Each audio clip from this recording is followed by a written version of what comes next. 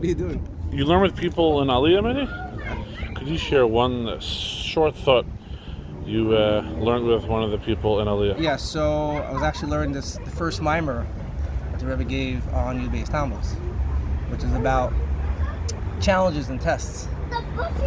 And something that I relate to a lot, because there are certain challenges that I keep failing, and I realized that I was facing the challenge wrong. The whole time the way I was battling was wrong.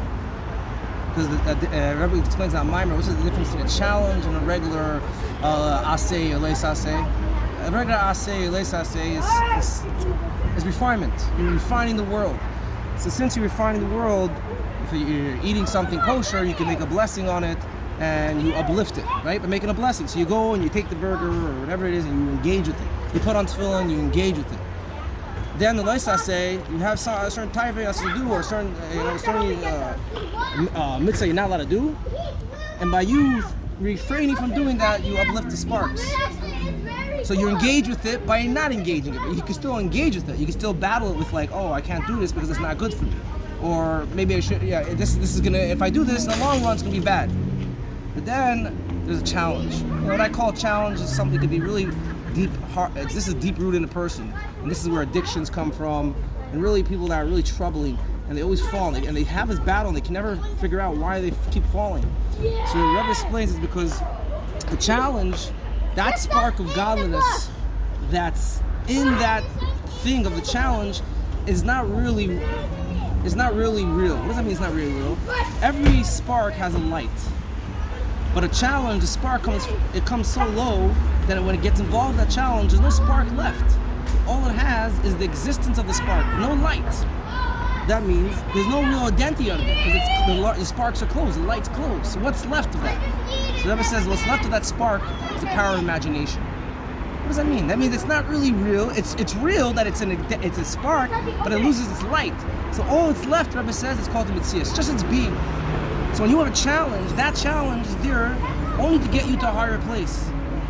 And that challenge has, only power it has is the power of imagination. So if you're going to fight that challenge and say, you know what, and start saying, okay, this thing's not good for me. My struggles I have in this particular thing is not good for me.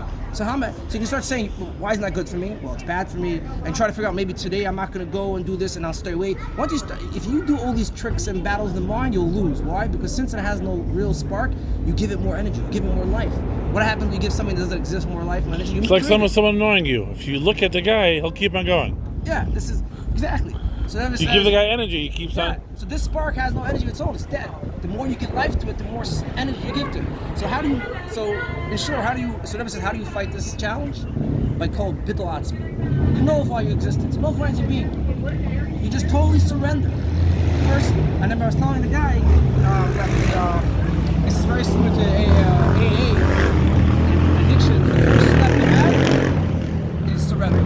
One of the 13 steps, one of the steps is surrender, totally surrender. The same idea of Chassidus is that Chassidus is telling you, Chassidus the first is the middle, that in order to battle your addictions and battles and challenges in life, is you totally need to surrender yourself. And that means not engaging it in a way of a regular aseh, leis aseh, but rather engaging in it. The Rebbe says how? By bittul yourself, because the Rebbe says the real issue is not the object, but you.